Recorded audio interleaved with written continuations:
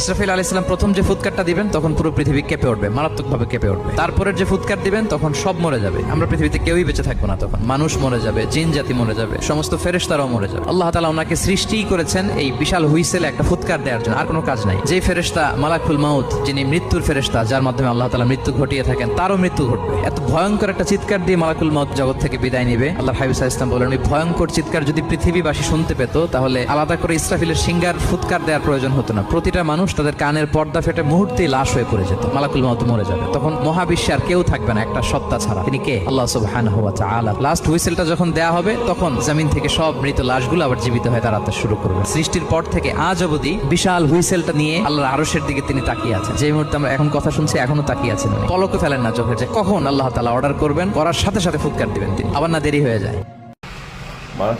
মাও যে শিক্ষাটা দিছে আল্লাহ, পুরো পৃথিবীর যদি শোনা যেত পুরো পৃথিবীটা খেপে উঠতো।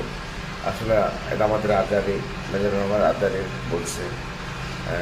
আসলে আমরা না শুনলে হয়তো বুঝতে পারতাম না, আসলে অনেক কিছু শিকার বাকি আছে। তো যে আল্লাহ পৃথিবী কেউ রাখবে না, সবাইকে আল্লাহ এক সময় একদিকে চলে যেতে হবে। তো কিসের বাড়াই দুনিয়াতে, কোনো বাড়াই করে লাভ নেই। সবাই নামাজ কালাম করি, আল্লাহ নাম নিয়ে নেই, এছাড়া আর কোনো কিছু নেই। আমাদের পাড়াতে নামাজ পড়ার দান করে। আমি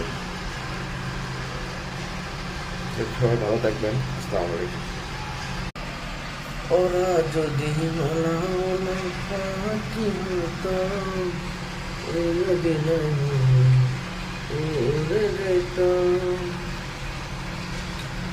আল্লাহ, আজ কদিন ভূমিকম্প হয়েছে, আল্লাহ দেখা দেন ইনশাল্লাহ।